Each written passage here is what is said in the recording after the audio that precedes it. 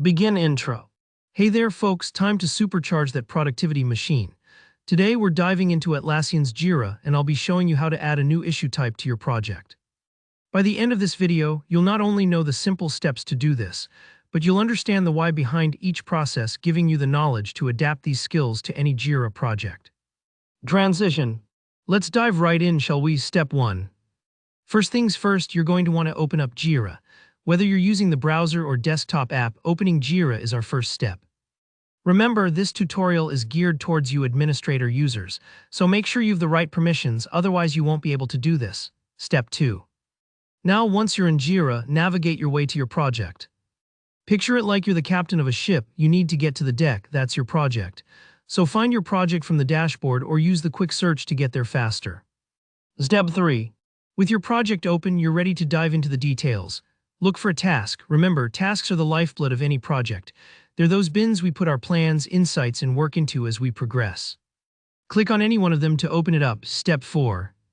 Now pay close attention. Do you see the task icon on your screen? Yes, that's right, the blue one. Click on that. This button opens up the properties of the task. Think of it as the gateway to all things related to that single task. Step 5. With the properties open, now you're going to add a new work type.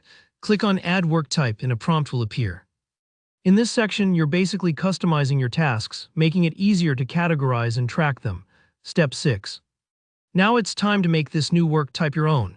This is where you'll get to type in a name. Choose something practical, something that represents the task at its core. This helps everyone on your team understand what the task is all about. But that's not all, you can also choose an icon to go with the task. You can upload an icon that you feel represents the task well. Let your creativity shine here to boost the aesthetics of your task management. Step 7. Once you're happy with the name and icon, all you've left to do is to click Create. And voila, you just added a new issue type to your project. End outro.